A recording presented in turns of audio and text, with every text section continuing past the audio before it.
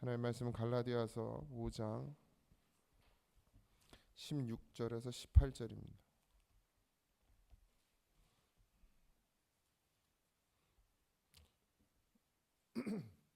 갈라디아서 5장 16절에서 18절 함께 합독합니다.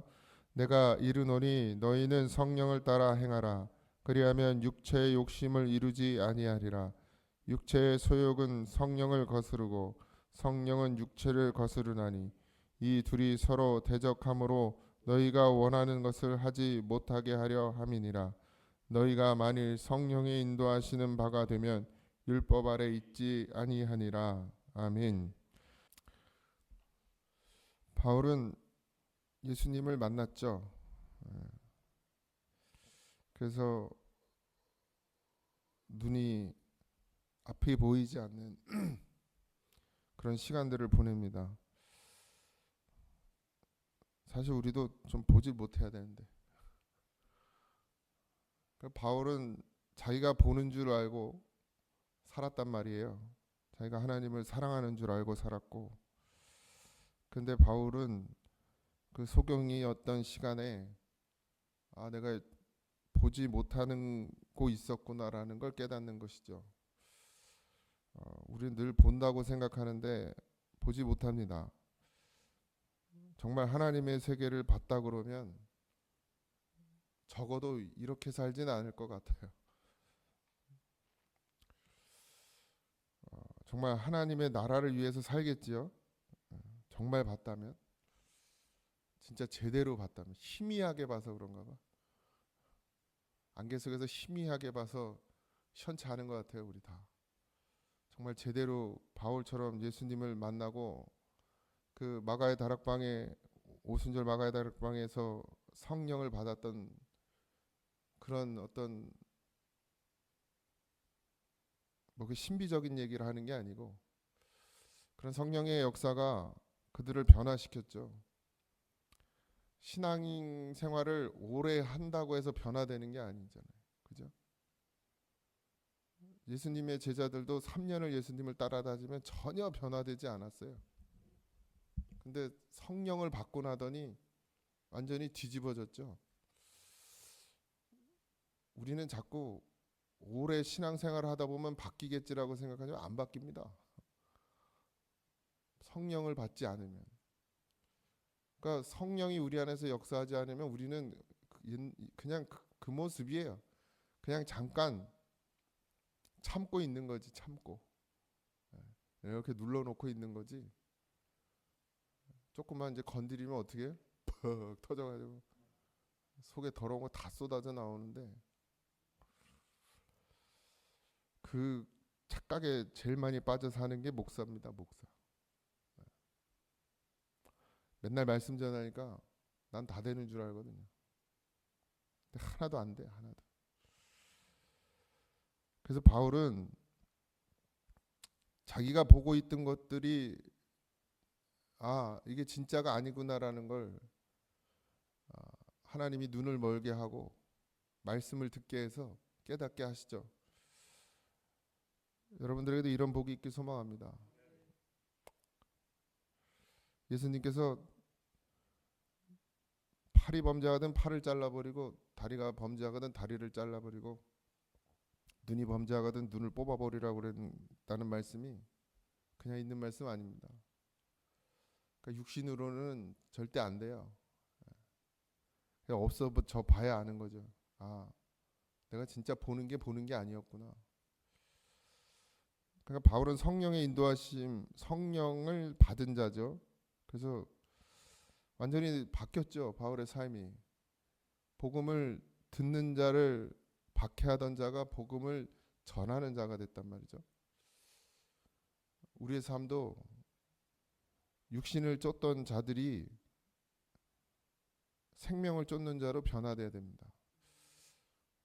교회를 하나님께서 인도하시는 방법은 여러 가지가 있잖아요. 물질의 어려움을 당하게 하고, 육신의 어려움을 당하게 하고, 또 여러 가지 문제들 통해서, 자녀들의 문제를 통해서 교회로 오게 하기도 하고, 말 안 듣는 사람들은 그렇게 해서 오게 하고, 누가 전도해서 말을 잘 듣는 사람들은 그냥 오고. 근데 어쨌든 그 일들을 통해서 왔지만 결국 우리가 만나야 될 건 문제가 해결되는 것이 아니라, 그것이 중요한 것이 아니라 예수님을 만나는 게 중요하거든요. 성령으로 말미암아 우리가 새 삶을 사는 것입니다. 우리의 노력이 아니에요. 근데 우리가 왜 자꾸 넘어지느냐? 여전히 성령이라고 말하면서 노력을 하고 있어요. 노력. 열심히. 안 그런 척. 안 그런 척 하는 게 문제예요. 안 그런 척 하는 게 다 드러나야 되는데 숨겨놓고 안 그런 척. 그러니까 망신 당해야 되는 거예요, 원래. 그리고 내가 아닌 게 드러나져야 돼요. 사람들이 나를 손가락질하고 나를 비난하고, 그게 정상이에요. 내 마음을 알아주잖아요. 그럼 주님 만나는 게 아니고 사람 만나. 내 마음을 알아주는 사람 만난단 말이에요. 근데 내 주변에 아무도 없어야 돼. 내 마음 알아주는 사람 하나도 없어야 되고, 나를 위로해주는 사람 하나도 없어야 되고, 그래야 철저하게 혼자 돼야 그나마 주님 바라보죠. 그러지 않아요? 뭐 문제 생기면 쪼르륵 누구 쫓아가? 내 말 잘 들어주는 사람, 맞장구 잘 쳐주는 사람. 근데 그 사람이 뭐라고 해봐요. 그러면 기분 나빠가지고 다음부터 찾아가, 안 찾아가? 안 찾아가요. 또 다른 사람 찾아. 그러니까 찾을 사람이 없어야 돼. 그래야 누굴 찾아와요? 주님 찾아와. 그러니까 철저히 혼자 돼야 돼요. 예수님이 만약에 십자가 달려 죽으시는데 제자들이 정말 충성되이 곡괭이라도 들고 나와서 우리 예수님 살려내라고 막 사람들 모아서 폭동을 일으켰다고 생각해 보세요. 예수님 십자가 제대로 지시겠나? 그냥 아무도 없으니까, 물론 예수님 믿음이 있으셨지만 아무도 없으니까 주님 바라볼 수밖에 없고 하나님께 말할 수밖에 없는 그런 자리에 계셨잖아요. 십자가의 자리는 그런 자리잖아요. 바울도 마찬가지죠. 물론 바울을 돕는 사람들이 많이 있었고 함께하는 자들이 많이 있었지만 바울은 사람 의지하지 않았습니다. 그러니까 바나바하고 막을 쫓아냈잖아요. 나 같이 못 간다. 왜? 하나님 의지하지 못하게 하는 방해 요소들은 빨리 제거하는 거예요. 그 사람들이 잘못되고 나쁘고 이런 개념이 아니라, 나는 정말 하나님만 보고 가기를 원하는데 그렇지 않은 사람과 함께 가는 것이 내게 뭐가 돼요? 독이 되니까. 그러니까 차라리 혼자 가는 게 낫다. 그러니까 이 사람들이 쓸모없다는 얘기를 하는 게 아니라, 내가 하나님만 의지하려면 차라리 혼자 가는 게 낫다. 이런 판단을 한 거죠. 그러니까 영이 같아야 돼요. 영이 같다 이러니까 뭐 이상한 영을 얘기하는 게 아니라 말씀이 같아야 돼요. 같은 말씀을 들어야 돼요. 그러니까 이게 대화가 안 돼. 답답해요. 육신의 병이, 고칠 수 없는 병이, 감당이 안 되는 병이 오면 하나님만 바라봐야 되는데, 그렇게 말씀을 들으면 그렇게 되는데, 와가지고 엉뚱한 사람이 와서 기도하고 나을 줄 믿습니다, 뭐 이렇게 기도해 놓고 가니까 그냥 병원 의지하는 거 아니에요. 날 것 같아가지고. 낫든 안 낫든 그게 중요한 게 아니죠. 지금 주님 바라보냐, 천국을 소망하냐. 자꾸 천국을 소망하게 말씀을 먹여야지, 자꾸 이거 나을 거라고 그냥 확신하고 막 고쳐줄 수 믿습니다 이러고 기도하고 하니까 하나님 나라를 소망하는 게 아니라 좋은 치료 받아가지고 빨리 고침 받기를 원하고. 안 맞아, 안 맞아. 그러니까 여러분도 바뀌셔야 돼요. 땅에다 마음 두지 마십시오. 뭐 나이가 무슨 상관 있어요? 주님 부르시면 기쁨으로 가야지. 이 땅에 소망이 뭐 있습니까? 물론 뭐 저도 가끔 그런 생각이 들긴 하지만, 지금 가도 감사해야 되는데, 그 장하진 장한을 생각하면 눈에 밟혀가지고. 뭐가 밟히냐? 걔네가 굶어 죽을까봐가 아니고 아빠 없는 슬픔 때문에 힘들까봐 우는 게 생각나니까 그게 못 견디겠더라고. 근데 그것도 버려야 돼요. 하나님이 다 먹이시고 입히시고, 그러면 고통이 있다 그러면 그것도 걔가 겪어야 될 하나님의 뜻이 있는 거죠. 뭐 그래서 제가 무슨 죽을 병에 걸린 건 아니고, 부르시면 언제든지 기쁨으로 갈 수 있냐, 우리가 그런 준비가 돼 있냐. 아직도 이 땅에 미련을 두고 나이 80대고 90대에서 주님 부르시면 얼른 가겠습니다, 이건 말고요. 지금이라도 하나님 나 부르시면 할렐루야 하고 찬송 부르며 하나님 나라 갈 수 있냐고요. 갈 준비가 되셨어요? 여전히 안 됩니다. 할 일이 아직 많습니다. 이러고 열심히 고치러만 다니지 마시고, 물론 병원 다니셔요. 그런데 우리 소망은 하나님께 있어야 합니다. 바울이 그렇게 육체에 미련을 두지 않고 땅에 미련을 두지 않으니까 그런 삶을 살았죠. 우리가 진짜 사실 바울의 얘기가 성경에 많지만 일부분이잖아요. 바울만 그렇게 살아간 게 아니에요. 그 사도가 아니었던 성도들도 그렇게 살았어요. 예수를 제대로 만난 사람들은. 마가의 다락방에 120명은 다 사도가 아니었습니다. 대부분은 그냥 평신도였어요. 뭐 어제 강화 갔다 오셨죠? 보셨죠? 네. 평신도들이 일했어요 거기. 그땐 목회자도 별로 없었고 목사님이 없었지 거기. 그러니까 목사를 세워놓으니까 이제 다 목사한테 맡기고 자기들은 그냥 복만 받으려고 그래서 그렇지. 그 한상규 권사님도 했잖아요. 신방 갔는데 옛날 얘기 하시더라고요. 자기가 은혜를 받고 나서 그냥 교회도 아니야, 그냥 이렇게 비만 이렇게 가리는 그런 데서 막 예배 드리고, 전도사님도 없고 목사님도 없으니까 자기가 말씀 보고 깨달은 거 같이 나누고 그랬다고 그러잖아요. 그 교회 군대 가야 되니까 그 교회 없어질까봐 또 그렇게 맨날 며칠 기도해서 생전 알지도 못하는 전사님이 응답을 받고 오고, 그 교회 글로 가라 해서 갔대요. 여기 누가 도대체 기도를 했냐 그랬대. 그런 성령의 역사들, 그런 걸 봐야 되는데 그냥 성령의 역사도 다 병 고치는 거, 부자 되는 거, 물질의 문제 해결되는 거, 건강의 문제 해결되는 거, 자식의 문제 해결되는 거, 이 땅의 문제만 놓고 그냥 기도하고 그거 해결받으면 성령이 역사했다 그러고 이래니 이게 하나님 나라 갈 생각을 하겠습니까? 그러니까 육체의 정욕을 따라 구하지 마시고 반드시 주님이 우리에게 주신 것은 하나님 나라예요. 거기에 소망을 두고 살아가길 소망합니다. 근데 우리가 육체가 자꾸 우리를 지배하려고 하죠. 성령이 없는 게 아니에요. 우리의 마음속에 말씀이 있죠. 예수가 있어요. 근데 육체의 정욕이 더 강하게 밀려오는 것이죠. 그래서 자꾸 뭐해요? 가지 못하게 만들죠. 성령은 우리를 생명의 길로 인도하시는데 그 인도하심을 회방하고 가지 못하게 하는 거예요. 그래서 육체라고 그러잖아요. 죄, 죽음, 사망, 육체의 욕심, 육체의 소욕으로 어떻게 성령을 거스린다는 거예요. 늘 말씀드리죠. 성령의 감동을 여러분 훼손하지 마세요. 성령의 뜨거운 감동이 육체의 정욕의 찬물로 끼얹어지면,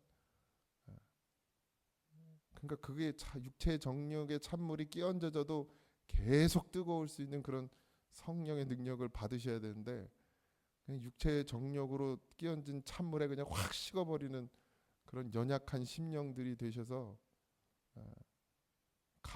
이게 감동인지 아닌지도 모르고, 이게 성령의 뜻인지 아닌지도 모르고, 그냥 사람의 소욕을 따라, 욕심을 따라, 이 세상이 정한 이치를 따라 살아가는 사람들이 되어버리죠. 성도가 아니에요. 그건 성도가 아니에요. 진짜 성도는 이 땅의 이치를 따라 살지 않고 하늘의 능력을 따라 살아요. 성령의 능력을 따라.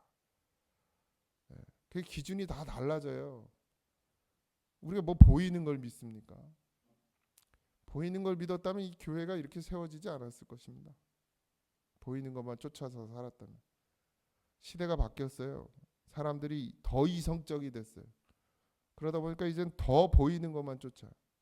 그러니까 뭐 하려고 그러면 계산기부터 두들겨. 그 일이 되냐고. 돼? 안 되지. 아무것도 안 되지. 안 되면 안 되는 대로 가야 돼. 이게 하나님의 복인지 은혜인지도 모르고 계산기 자꾸 두드리면 뭐 어떻게 어쩔 수 없어요. 쥐가 하실 일들을 하지 못하고 성령의 그 감동이 떠나면 그냥 여기 이제 뭐 계산기만 남겠지. 하나님의 일은 계산으로 안 됩니다. 답이 안 나와야 정답이에요. 그게 답 나오는 건 육신으로 하는 일이에요. 손바닥을 우리가 가진 걸 보고 이거 가지고 할 수 있는 일을 하는 건 그건 우리 힘으로 하는 거지 하나님의 힘으로 하는 게 아니에요. 우리가 할 수 없는 것이 있죠. 우리가 감당할 수 없는 일들이 있습니다. 그걸 하라고 하나님 우리에게 보내주셨어요. 우리가 감당할 수 없는 일이 뭐예요? 풀 뽑는 거 우리가 감당할 수 있습니다. 나무 자르는 거 우리가 감당할 수 있어요.